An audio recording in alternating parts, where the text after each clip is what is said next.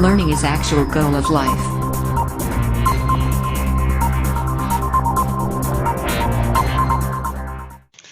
Question 3. Recall pi is defined as the ratio of the circumferences, say C, of a circle to its diameter, say D, that is pi is equal to C by D.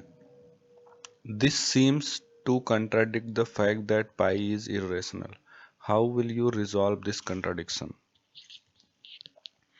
बोला जा रहा है कि जो पाई की value है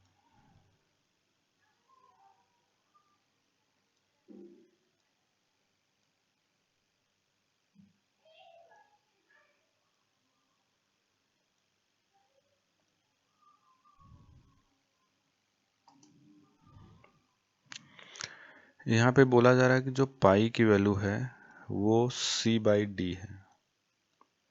देखो c by D कैसे है, अगर हम एक सर्कल लें जिसका डायमीटर d हो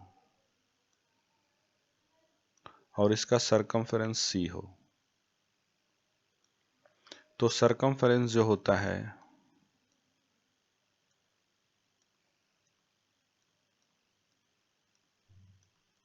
वो होता है 2 पाई आर, जहाँ पे r जो है एक रेडियस है, किसी भी सर्कल का रेडियस।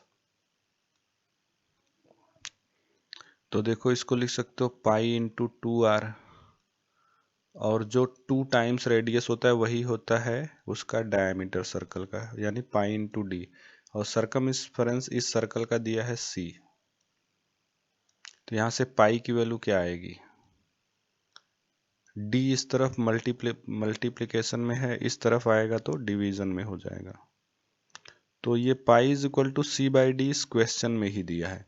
अब यहाँ पे बोला जा रहा है कि c जो है pi by c by d यहाँ पे दिख रहा है ना एज ए रेशनल नंबर, क्योंकि रेशनल नंबर जो वो होता है जिसको पी अपन क्यू के रूप में लिखा जा सके, लेकिन एक्चुअली पाई इरेशनल है। इसकी वजह यह है कि सी इटसेल्फ एक इरेशनल नंबर है।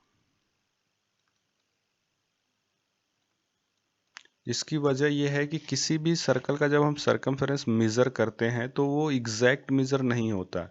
जैसे अगर हम किसी सर्कल का रेडियस अगर लिखें 2 सेंटीमीटर, तो एक्चुअली वो हो सकता है 2.00109 हो, लेकिन हम जिस डिवाइस से मेजर कर रहे हैं उसमें एरर की वजह से वो उसे 2 दिखा रहा है, तो कोई एग्जैक्ट वैल्यू नहीं होती। इसी तरह डायमीटर को जब आप मेजर करते हैं तो वो भी नॉट एग्जैक्ट होता है। तो इसलिए जब हम आप सी बाई डी करोगे तो एक्चुअली इरेशनल नंबर ही आएगा। तो बेसिकली यहाँ पे कोई कंफ्यूजन नहीं है, पाई भी इरेशनल है और सी बाई डी भी इरेशनल है। तो तो फाइनली यहाँ पे कोई भी जो है कंट्राडिक्ट नहीं है।